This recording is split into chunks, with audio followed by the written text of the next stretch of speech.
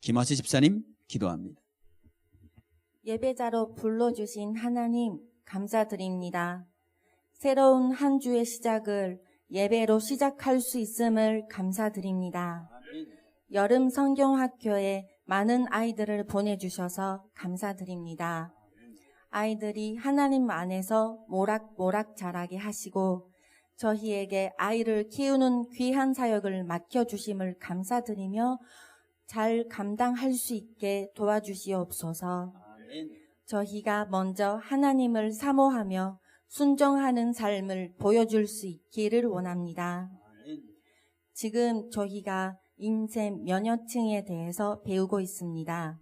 말씀을 선포하시는 목사님께 선교님이 임하셔서 말씀을 듣는 저희를 하나님께서 붙잡아 주셔서 인생 면허증을 가지고 이 세상에 나가서 빛이 되게 하여 주시옵소서. 예수 한 몸 비전으로 야예문 교회에 모이는 모든 성도의 삶이 변화되고 행복해지고 그 모습들이 파주를 바꾸고 더 나아가 한국을 또한 온 세계를 바꾸어 주시옵소서. 하나님, 지금 만나고 싶습니다. 저희의 눈을 열어주시옵소서. 하나님, 더 알고 싶습니다. 저희 마음을 만져주시옵소서. 예수님 이름으로 기도드렸습니다. 아멘.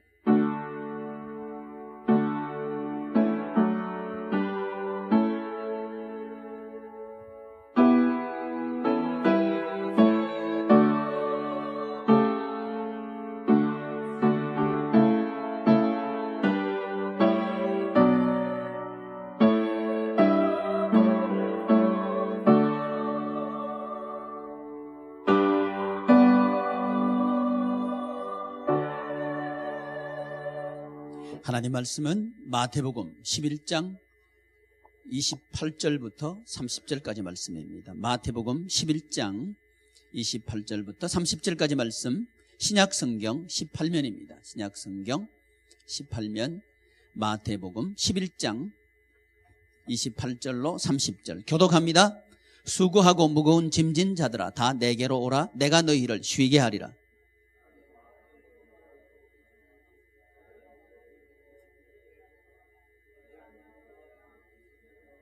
30절 같이 합니다. 이는 내 멍에는 쉽고 내 짐은 가벼움이라 하시니라. 아멘. 이 시간 우리들이 하나님께서 주시는 인생 천국 면허증을 따는 귀한 시간 되기를 바랍니다. 지난 시간에 이어서 이번 주일에는 마음을 운행하는 법, 마음 운전법에 대해서 우리가 함께 생각해 보도록 하겠습니다. 예배를 위해서 기도한 우리 김하세 집사님은 일본에서 온 우리 가족입니다. 그래서 면허증에 대한 발음이 다소 좀 불명확했지만 매우 은혜스럽게 우리에게 다가왔습니다. 아멘. 예, 면허증, 인생 면허증. 특별히 지난 주간에는 우리가 몸을 어떻게 운전할 것인가 하는 것을 이해했고 간단하게 배웠습니다. 이 몸은 60조개나 되는 어마어마하게 많은 세포들로 구성되어 있는 것이 몸이죠. 그런데 한 1300개 정도밖에 안 되는 자동차는 면허증이 있어야 운전한다는 것은 알면서 60조개나 되는 내 몸은 면허증이 있어야 운전한다는 사실에 대해서 인식조차 하지 못했음을 우리가 생각했다고 하면 성공했습니다. 우리 몸은 하나님께서 주신 하나님의 작품입니다. 그래서 자동차가 우연히 생겼다고 말하는 사람은 단 한 사람도 없을 겁니다. 자동차는 만들어졌습니다. 어떤 의도를 가지고 설계도에 의해서 1300개나 되는 부품들이 그 설계도를 따라서 결합이 되고 또 조립이 됐을 때 그건 자동차가 되는 거죠. 일정한 목적을 가지고 계획에 따라서 또 설계도에 의해서 만들어진 거죠. 자동차가 우연히 생겼다고 말하는 사람은 단 한 사람도 없습니다. 그런데 우리는 이 60쪽이나 되는 우리 몸이 하나님께서 만드셨다 하는 이 부분에 대해서는 다소 주저하는 면이 있습니다. 특별히 교회에 나오는 우리들마저도 그렇다는 겁니다.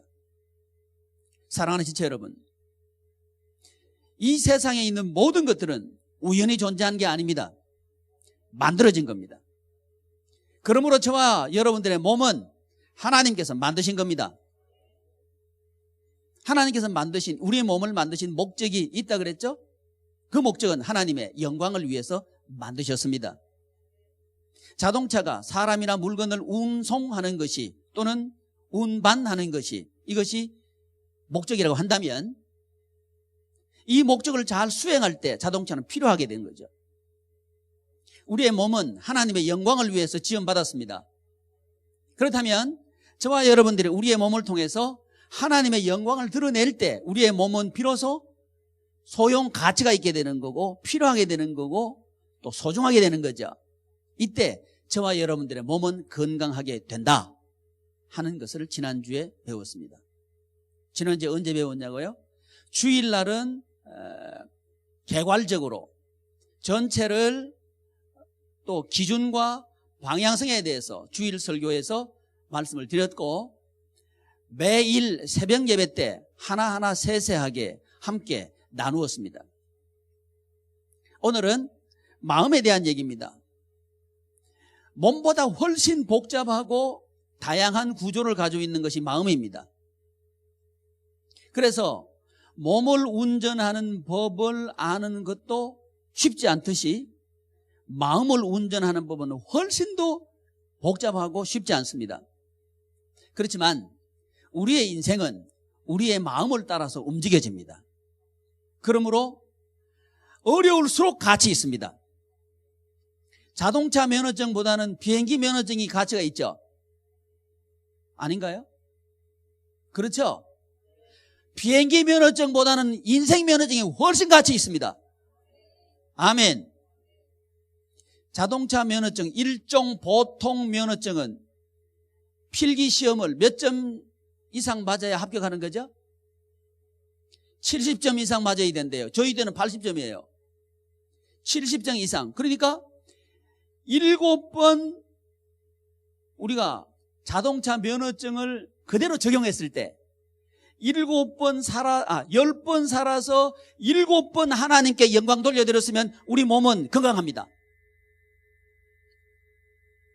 이건 절대적인 기준이 아니고 자동차 면허증을 기준했을 때 그렇다는 겁니다. 그런데 하나님께서는 우리의 몸을 항상 하나님께 영광 돌리는 데 쓰라고 합니다. 그때 우리의 몸은 건강하게 되어 있습니다. 수긍을 잘 안 하시는 건데, 우리 몸의 핏줄이 지구 몇 바퀴요? 2바퀴 반.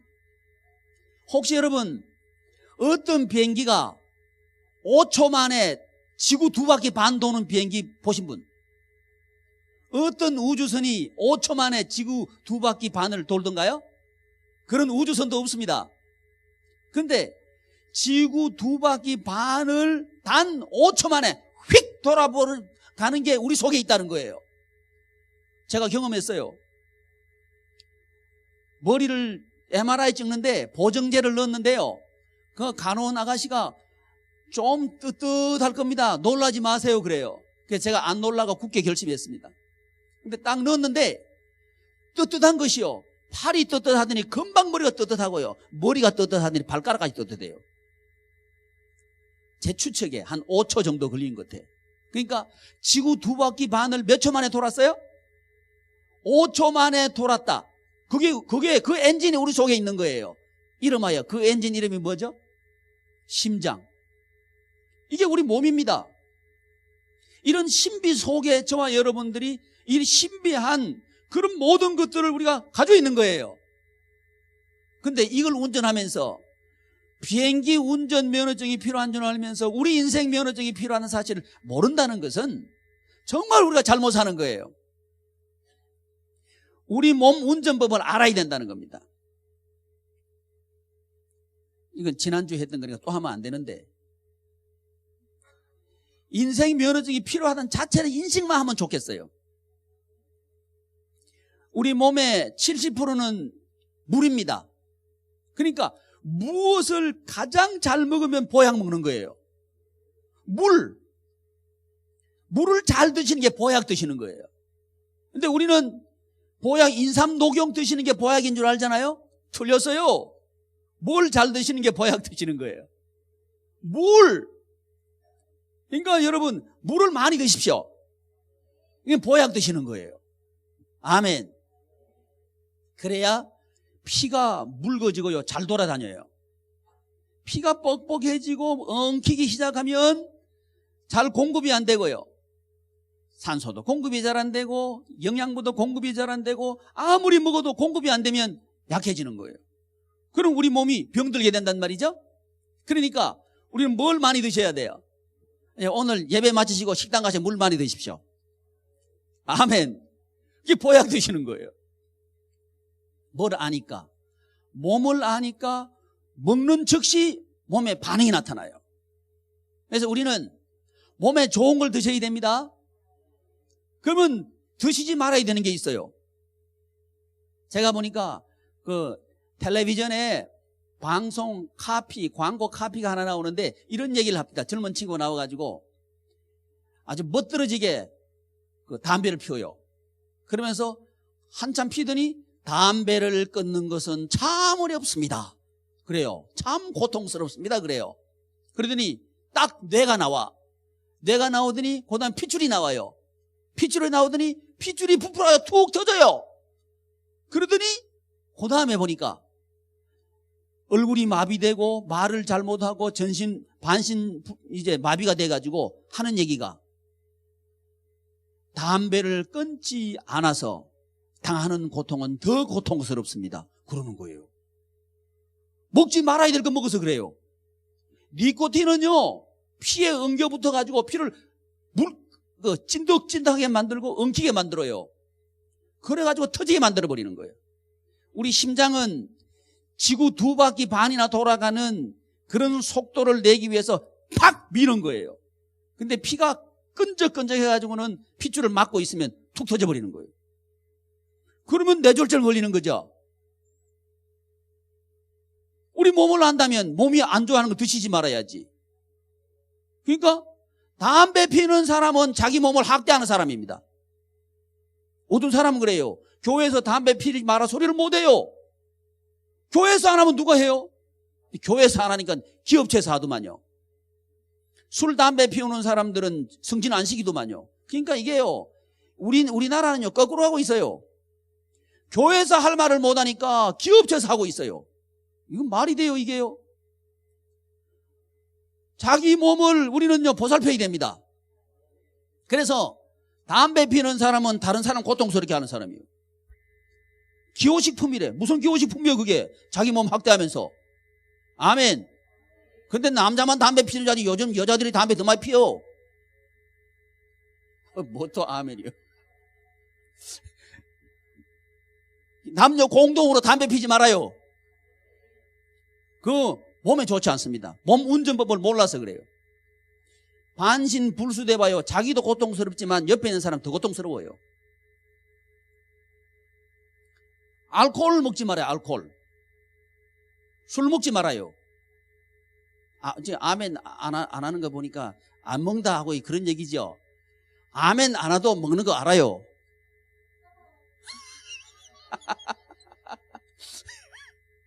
끊어요, 끊어. 그래, 몸에 좋습니다. 오늘은 그까지만 하고요. 지난주에 했던 몸에 대한 얘기 그만큼만 한다는 얘기입니다. 오늘은 마음 운전법입니다. 마음 운전법. 정신에 대해서, 인간의 정신세계에 대해서 사람들이 관심을 집중적으로 갖기 시작한 것은 불과 한 150년 정도밖에 안 됩니다. 그래서 소위 정신분석학이라고 하는 학문은 대충 1865년경에 시작됐습니다. 그때가 철학적으로는 데카르트가 있던 때인데 그 사람 뭔 얘기했냐면 신은 죽었다 했던 때가 그때입니다. 그러니까 신은 없고 이제 이성이 최고다 하면서 대두된 때가 그때인데, 프로이트라고 하는 사람이 그 정신분석학의 시조입니다. 근데 이 사람은 정신세계를 뭘로 파악했냐면 본능으로 정신세계를 파악한 거예요. 특별히 이 사람이 주목한 본능은 성적인 본능입니다. 그래서 아이가 태어나면 어머니 아버지로부터 성적인 본능을 부여받고 또 그걸 충족시키기 위해서 자기 나름대로 욕구를 가지게 되고 그 욕구가 인생의 활력이라고 그렇게 본 거예요. 그래서 이게 어떤 이유에서든지 억압이 되면 수면 아래로 침잠한다는 겁니다. 그래서 이렇게 가라앉아 있는 이것이 계기가 되면 수면 위로 떠올라오는 것이 정신세계의 분열이고 정신세계의 문제점을 드러낸다, 이렇게 보는 거예요. 그래서 이 사람은 그 0세부터 한 1.5세 그때까지를 그 입술을 통해서 쾌감을 느끼는 시기, 이렇게 이해해요. 그 다음에 1.5세부터 3세까지, 3세부터 6세까지 취학 전, 그 다음에 취학 후, 그 다음에 사춘기, 이 모든 인생의 성장 단계를 그런 식으로 이해하는 겁니다. 그래서 거기에 맞도록 우리 아이들을 가르치고 길러야 된다, 이렇게 보는 거예요. 근데 그 이론이 아이들을 가르치는 그런 교육 이론에도 그대로 적용됩니다. 이 이론이 어디까지 들어왔느냐 하면 교회까지 들어왔어요. 교회까지 들어와가지고 교회에 하나님 말씀을 가르치는데 그때 뭐가 생겼냐면 계단공과라고 하는 게 생겼어요. 그러니까 계단공과는 뭐냐면 아이들의 연령에 따라서 지적 수준에 따라서 이 아이들이 필요가 있고 니드가 있고 이 필요를 채워주는 그거 다르다 해서 교회에서도 하나님 말씀을 가르치는데 단계별로 나누어서 가르친 게 그때입니다. 그때부터 공과가 이제 통합공과에서 계단공과로 바뀐 거예요. 이러면 우리 아이들이 잘할 것이다 이렇게 기대하고 가르쳤는데 결과는 교회 내의 아이들은 줄어들기 시작했습니다. 어떤 사람은 그러고 싶을 거예요. 지금 출산이 적어졌고 사람들 숫자가 아이 자체를 낳지 않기 때문에 유초등부 또는 중고등부가 작아진다, 이건 당연하다, 이렇게 말하고 싶을 거예요. 그러나 그 말은 사실이 아닙니다. 왜냐하면 천주교는 늘어나고 있습니다. 그럼 뭘 얘기합니까? 우리가 교회 교육을 하는 그 단계별 단계 기준이 어디서 나오냐면 누구요 이거? 프로이드가 만든 정신분석학의 근거를 두고 교육 이론을 대입시킨 거예요. 이걸 기독교가 받아들인 거예요. 이러니까 이건 사실이 아닌 겁니다. 왜 그런 거 아니에요? 이 프로이드가 이 이론을 만든 것은요, 그 모 집단이 있는데, 모 집단이 누구냐 하면 백인 여성입니다. 백인 여성을 대상으로 해가지고 실험을 했고 그 사람들의 정신을 분석해가지고 그 이론을 만든 거예요. 그러니까 이 이론의 한계는 뭐냐 하면 대상의 한계입니다. 여성을 중심으로 해가지고 특히 백인 여성을 중심으로 해서 모 집단을 만들어가지고 연구를 했고 거기에서 만들어낸 이론이 이 사람 이론이에요. 그렇다면 이 이론은 당연히 그렇죠. 여성을 중심으로 연구했기 때문에 당연히 뭘 관심을 가질까요? 남자에 대한 관심이죠. 이게 이 사람이 이론을 발전시켜 나가는 과정들 속에서 항상 들어있습니다. 그러니까 이건 남자한테는 안 맞는 거예요. 그러니까 그 당시에 남성 중심의 사회를 구성하고 있는 그 당시의 이론이라는 거예요. 그렇다면 지금 이 시대는 추가 좀 넘어갔거든요.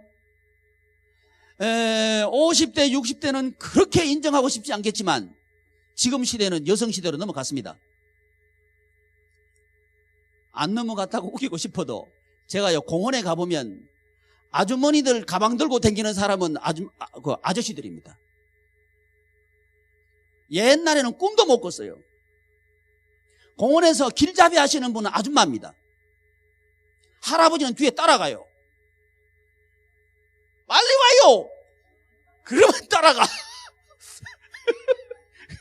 늦게 가면 혼나요. 공원에 가면 쉬게 보는 풍경입니다. 인정 안 하고 싶어도 시대가 그렇게 된 거예요. 우리 30대요? 여러분, 제가 이 설교하고 난 뒤에 우리 식당 가서 한번 보셔요. 점심 식사하실 때. 식사하실 때 30대 되는 우리 식구들, 여성들은 앉아서 밥 먹습니다. 남자들은 애 안고 왔다 갔다 그래. 그게 풍경입니다, 이게. 그러니까 지금 시대는 어디로 넘어와 있어요? 여성 중심의 시대로 지금 넘어왔습니다. 그러니까 우리 남자들은 정신 바짝 차려야 돼요. 넘어왔어요. 그렇다면 이 프로이드의 이 이론은 한계에 부딪히는 거죠. 맞지 않다는 거죠. 그럼에도 불구하고 지금 이 시대의 정신 분석의 그 기조는 여전히 프로이드의 이론을 근거하고 기조로 가지고 있습니다. 그래서 여전히 지금 정신적으로 뭐 어려움이 있다 그러면 상담, 치료받으러 가거든요. 그 이론의 근거가 뭐가 있냐면 그 이론이 있는 거예요. 그거 맞아요, 안 맞아요? 제가 지금 정신운전법을 서로 나누고 싶어서 그렇습니다.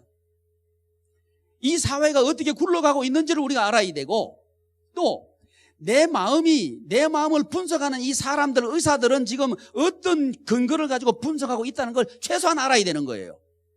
그래야 제대로 우리가 살잖아요? 아닌가요? 맞으면 아멘 해보세요. 너무 심각해져 버렸어요? 이 이론을 가지고 정신 분석학은 시작됐고, 상담 기법은 개발됐고, 상담하는 사람들은 훈련받았습니다.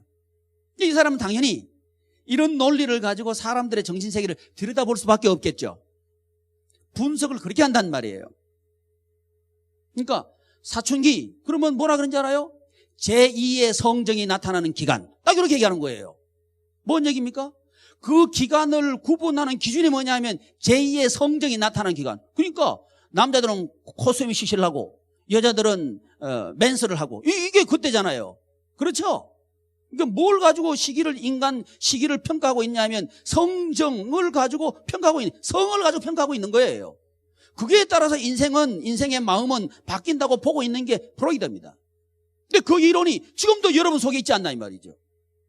그 이론이 지금 우리 사회를 뒤덮고 있지 않습니까? 그걸 가지고 우리 사람들, 내 아이들을 보고 있고 나를 보고 있고 그렇게 하고 있다는 거예요. 그런데 제가 말씀드린 대로 이 프로이드의 이론은 이미 출생부터 한계를 가지고 출생했다는 거예요. 시대도 바뀌었고 우리는 하얀 사람이 아니고 노란 사람이고, 그렇죠? 그때는 남성 위주의 사회인데 지금은 여성 위주의 사회고, 그 사람들은 백인이고 우리는 황인종이고 달라요. 예를 들어서 프로이드의 정신 이론을 가지고 이 사람들은 꿈을 얘기하면 꿈. 우리 교회 다니는 사람도요, 꿈꾸고 나한테 쫓아가지고 목사님 나 이런 꿈 꿨는데, 그런 사람이 있어요. 그건 나중에 얘기하겠고, 하여튼 프로이드는 꿈을 가지고 이렇게 그 정신 세계를 분석하는 사람이 그 사람입니다. 꿈에 어떤 사람이 꿈을 꿨습니다. 그런데 하얀 눈이 소복소복 내리는 꿈을 꿨어요. 그러면 프로이드는 이렇게 해석하는 거예요. 저 사람은 어릴 때부터 공주가 되고 싶은 소망이 있었는데 그게 현실적으로 눌려 있었는데, 꿈으로 그게 눈이 내리는 것은 백설 공주가 되고 싶어서 꿈에서 눈이 내렸다, 이렇게 해석하는 거예요. 그러니까 이 사람이 꿈에서 눈 내리는 꿈을 꿨다는 것은 실제적으로 뭐가 되고 싶어서 백설 공주가 되고 싶은 욕망이 있었는데 이것이 억압되어 있었다. 이게 정신세계라는 거예요. 그래서 이 정신세계가 어디로 나타났다? 꿈으로 나타났다. 이렇게 하는 거예요. 이 말 들으면 그래, 그럴듯하네, 진짜 그럴듯하네. 그렇죠? 여러분은 지혜롭습니다. 그렇다 해버리면 안 될 것 같으니까 지금 가만히 계시는 거예요. 그런데 이 꿈이 고개가 끄덕끄덕 이렇게 되려고 하면 그 사람은 눈이 있는 지역에 있는 사람이라야 되는 거죠. 만약에 이 꿈을 아프리카에 있는 사람이 꾸었다고 한다면 꿈을 꾸는데 밤에 하얀 눈이 서벅서벅 내려요. 근데 거기는 눈이 안 내리는 지역이에요. 이 사람들은 해석이 안 되는 거예요. 눈이 없으니까.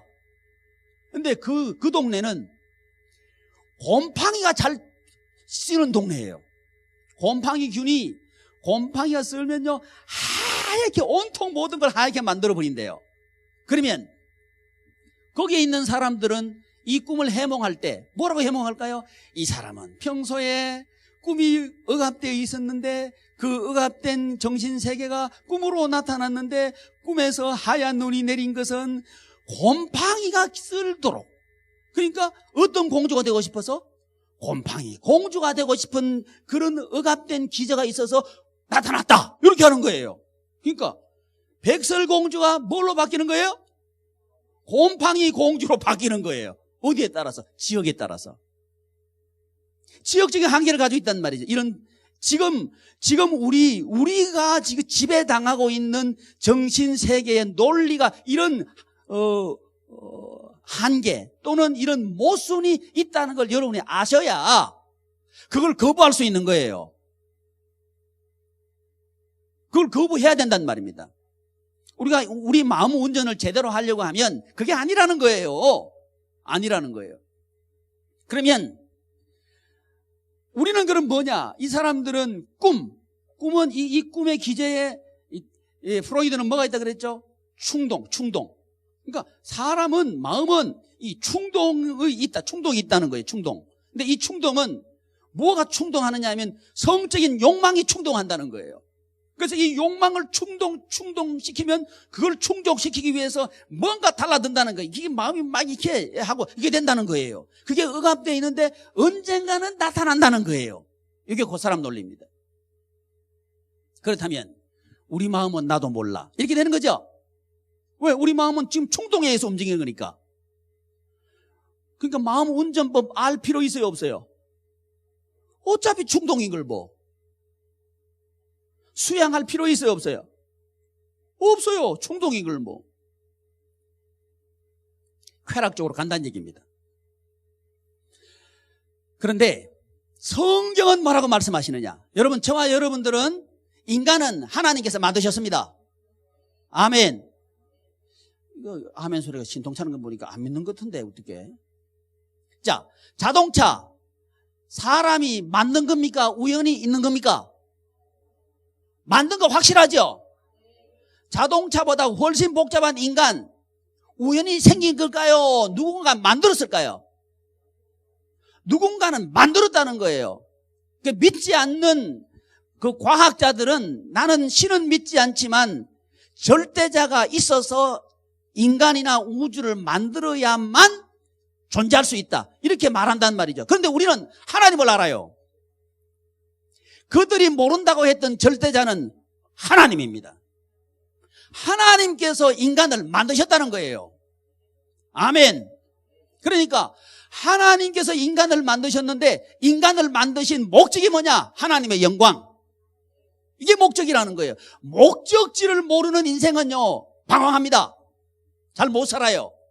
그래서 하나님께서 만드셨다 하는 것을 우리가 알아야 되고, 두 번째, 하나님께서 만드실 때 어떻게 만들었는가? 인간을 새 구조로 만들었다는 거예요. 지난주에 뭘 살펴봤어요? 몸을 살펴봤습니다. 이번 주간에는 마음을 살펴볼 거예요. 몸, 혼, 영, 이 세 가지가 있을 때 이게 사람입니다. 이게 사람이에요. 그런데 우리는 사람 중에 어떤 사람이냐? 성도입니다. 신자입니다. 택함받은 백성입니다. 하나님의 자녀입니다. 그러니까 사람이 두 종류라는 거예요. 하나는 하나님의 백성, 하나는 하나님의 백성 아니면 뭘까요? 마귀 자식, 둘 중에 하나입니다. 어떻게 그 험한 말씀을 목사님 강단에서 하십니까? 사시는 걸 어떻게 해요? 사람은 우리 몸은 몸 혼자서 움직일 수 있는 존재가 아니에요. 뭐가 움직이는 대로 몸이 움직여요? 마음이 움직이는 대로 몸이 움직여요. 이게 정상적인 사람이죠. 근데 마음은 이리 가자 그러는데 몸은 저리 가요. 그건 정상적인 사람이에요? 정신 나간 사람이에요? 정신 나간 사람이라고 그러잖아요. 그러니까 건강하고 정상적인 사람은 마음이 가는 곳에 몸이 가는 거죠. 이렇게 몸과 마음은 연결되어 있고 연합되어 있다는 거예요. 이게 사람입니다. 그리고 이 마음이 자기 혼자 있을 수 있는 게 아니고 이 마음도 나 오늘 착한 일 해야지. 내 마음을 굳게 먹었어요. 내가 오늘 욕하지 말아야지. 마음을 굳게 먹었어요. 했는데 이 내가 마음 먹은 대로 잘 안 된다는 거예요. 왜 그래요? 마음은 독존자가 아니고 마음은 의존자라는 거예요. 마음은 어디엔가 의존해 있는 존재라는 거예요. 그래서 이 마음을 포함한 그 모든 세계를 혼이라 그래요. 이 혼이 혼자 있는 게 아니고 혼은 연결되어 있는 거예요. 둘 중에 하나입니다. 성령님에게 연결되어 있든 아니면 악령에게 연결되든 둘 중에 하나입니다. 성령님에게 연결된 사람을 거듭났다 그러고요. 성령님에게 연결되지 않은 사람은 어디에 연결되어 있을까요? 악령, 사단, 마귀, 귀신, 그게 연결되어 있는 거예요. 그러니까 여기 앉아있다고 해서 우리가 다 성령님에 연결되어 있는 건 아닙니다. 장소에 와 있을 뿐이에요. 저와 여러분들이 성령님에게 연결되어 있기를 축복합니다. 성령님에게 연결된 사람을 천국 백성이라 그래요. 천국 백성 아닌 사람은 뭔 백성이라고요? 말을 못해요. 무슨 백성? 지옥 백성! 뭔 백성? 권사님 집사님 박수 한번 쳐줘봐요. 제가 왜 이 말씀 드리냐면 여러분 심각합니다. 중간지대가 없다는 거예요. 저와 여러분들이 성령님에 연결 안 되면요 귀신에게 잡혀 있는 겁니다. 중간지대에 있으면 좋겠는데 회색지대는 없어요.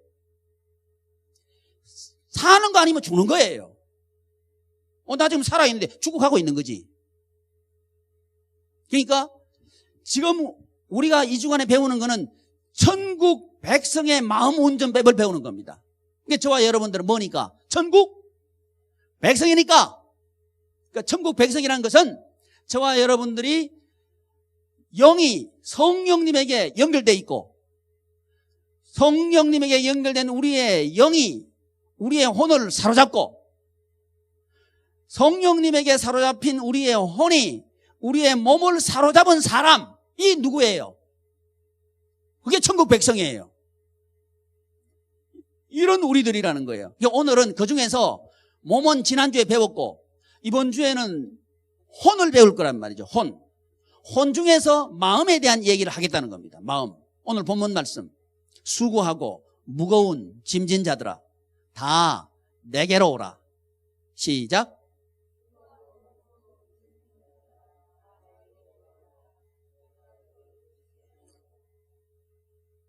그 다음에요.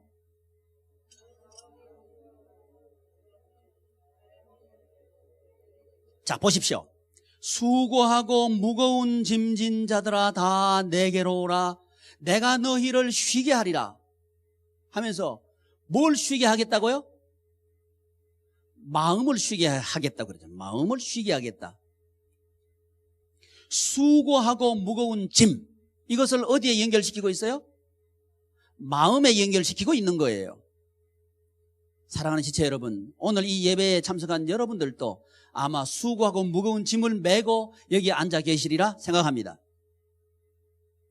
마음이 쉬고 싶을 겁니다. 그렇습니다. 저와 여러분들의 필요는 쉼입니다. 우리는 마음이 쉼을 얻어야 합니다. 마음이 쉴 수 있는 사람은 복된 사람입니다. 그런데 마음이 쉼을 얻으려고 하면 우리는 마음이 쉴 수 있는 법을 알아야 된다는 거예요. 마음 쉼의 방법을 알아야 된다는 거예요. 이걸 모르면 마음이 쉬고 싶긴 한데 쉬는 법을 모르니까 자꾸 마음이 분주하고 스트레스 받고 힘든 일만 자꾸 하는 거예요. 그러면 교회는 나오지만 마음은 쉴 수 있어요, 없어요? 쉴 수 없게 된다는 겁니다. 그러므로 교회 나오는 것하고 천국 생활하는 건 다른 얘기입니다. 교회 나오지만 말고 천국 생활 합시다. 아멘. 그러려고 하면 우리 마음을 잘 운전해야 돼요. 마음을 운전해야 돼요. 그래서 마음을 운전하려고 하면 첫째, 구조를 알아야 된다. 자동차 구조를 알아야 자동차 고치죠. 마찬가지로 우리 인간의 구조를 알아야 돼요. 근데 인간의 구조는 크게 세 가지로 나누면 영과 혼과 몸으로 돼 있다. 그런데 오늘은 뭘 배우겠다? 혼 중에서 마음을 배우겠다. 그 얘기입니다. 그러면 우리 마음을 가만 보는데 마음이 쉬고 싶다 그러는데 짐이 있는 거예요. 몸하고 관련돼 있죠? 벌써 한 100일이 지났는데요. 우리 한국 사회를 발칵 뒤집어 놓고 슬픔에 잠기게 했던 진도 앞바다 사건이 지난 지가 벌써 100일이 지났습니다. 여객선이 침몰했는데 그 침몰한 이유가 뭐냐 하면 그 중에 많겠지만 그 중에 하나는 아주 치명적인 이유 중에 하나는 물을 넣어서 배의 중심을 잡아줘야 할 그 위치에 그 자리에 물은 빼버리고 짐을 실었다는 거예요. 근데 그 짐이 배가 물결에 이렇게 출렁거릴 때 방향을 틀 때 배가 균형을 잃었을 때 같이 짐이 쏠려 그래가지고 배가 뒤집어졌다는 거죠. 그래서 배가 침몰했다는 얘기입니다. 우리 인생도 그와 같이 침몰할 수 있습니다. 있어야 할 곳에 있어야 할 위치에 있어야 할 것이 있어야 됩니다. 그래야 우리 인생은 안전합니다. 우리는 효율성을 따지고 결과를 향해서 안전을 무시한 경향이 참 많습니다. 여러분 아닙니다. 안전이 우선입니다. 우리 인생은 안전해야 합니다. 안전을 하려고 하면 있어야 할 곳에 있어야 합니다. 있어야 할 것을 거기 있게 해야 합니다. 그래야 우리 인생은 안전합니다. 그래서 컨테이너가 쏠려버리니까 뒤집어졌다는 거예요. 이렇게 해서 수많은 우리 아이들이 비참하게 피지도 못한 채 물속에서 싸늘하게 이 세상을 떠나갔습니다. 얼마나 가슴 아픈지 모릅니다. 뭐 얻기 위해서 그런 거예요? 돈 벌기 위해서 그런 거예요. 돈 벌기 위해서. 여러분 우리도 잘못하면요 돈 벌기 위해서 그럴 수 있습니다. 세월호가 남의 얘기로 듣지 마십시오. 우리 이야기일 수 있습니다. 그래서 돈 벌기 위해서 그렇게 했는데 며칠 전에 보니까 그 정점에 있던 유병헌이라고 하는 사람이 해골이 돼가지고 우리 앞에 나타난 거예요. 수십억이나 되는 돈은 그냥 두고 그 사냐에서 백골이 돼서 우리 앞에 나타난 거예요. 이게 인생입니다. 여러분 소유의 종말입니다. 저와 여러분들이 돈을 향해서 쫓아가다가는 그 많은 돈 벌어놓으면 뭐 할 거예요? 한 푼도 써보지 못하고 백골이 되나갑니다. 그러면서 얼마나 그걸 하기 위해서 그걸 얻기 위해서 얼마나 마음이 졸이고 고통을 당했고 힘겨워했겠습니까? 이게 우리는 아닙니까? 여러분 마음 운전법을 알아야 합니다. 돈이라고 하는 것은요 가치 중립적인 존재입니다. 돈 자체는 어떤 힘도 없고 어떤 권력도 가지고 있지 않습니다. 그러나 우리 마음이 돈을 사랑하는 순간 돈은 권력자로 돌변합니다. 그래서 우리가 돈을 버는 게 아니고 돈이 우리를 끌고 가버립니다. 우리 죽는 줄도 모르고 돈이 있는 곳에 가야 됩니다. 혹시 이런 모습은 우리 속에 있지 않습니까? 성경은 이렇게 말합니다. 돈을 사랑하는 것이 일만하게 뿌리다. 돈 사랑하지 말라는 거예요. 돈이 가치 없다고 하는 얘기가 아니고 사랑하지 말라고 하는 얘기입니다. 왜냐하면 돈은 괴물로 즉시 바뀌어버립니다. 사랑하면 즉시 바뀌어버립니다. 사랑한다 하는 이 말은 마음이죠. 우리 마음 속에 돈이 훅 들어오는 순간 우리 인생은 내 인생이 백골이 되는 줄도 모르고 허겁지겁 달려가고 있다는 거예요. 여기서 우리는 브레이크를 잡아야 합니다. 오늘 이 설교 시간을 이 말씀을 듣고 우리 인생 브레이크를 잡기를 바랍니다. 여러분 아니에요. 한 푼도 써보지도 못할 그 돈 위해서 우리는 그렇게 할 이유가 전혀 없습니다. 우리의 마음은, 우리의 마음의 평안은, 우리의 쉼은 소유에 있지 않습니다. 나를 지으신 그분의 마음 속에 우리가 안길 때에 비로소 우리는 평안할 수 있습니다. 이것이 은혜입니다. 사랑하는 지체 여러분, 저와 여러분들의 마음 속에 하나님의 은혜가 가득하시기를 축복합니다. 그러려고 하면 은혜 받을 위치에 있어야 합니다. 은혜 받을 구조를 가져야 합니다. 그리고 은혜 받을 일을 해야 합니다. 마치 자동차가 있지만 그 자동차가 나에게 유익을 끼치려고 하면 자동차를 운전하는 법을 알아야 되는 것과 같습니다. 우리의 마음 운전을 하나님 쪽으로 향하게 합시다. 그러면 은혜 받습니다. 우리의 마음이 소유나 돈이나 그 어떤 것에게 가 있다면 브레이크를 잡으십시오. 그리고 돌아서십시오. 하나님에게로 기도하시겠습니다. 존귀하신 하나님, 하나님의 은혜를 감사합니다. 우리 양임원 가족들 한 사람도 예외 없이 마음의 쉼과 평안을 얻게 하여 주시옵소서. 자비로우신 하나님, 우리 주님 예수님을 보내주셔서 우리의 모든 죄와 허물을 용서하여 주신 것처럼 우리들도 내게 있는 사람들을 사랑함으로 주의 평안을 누리게 하여 주시옵소서. 우리 주님 예수님의 이름으로 간절히 기도드리옵나이다.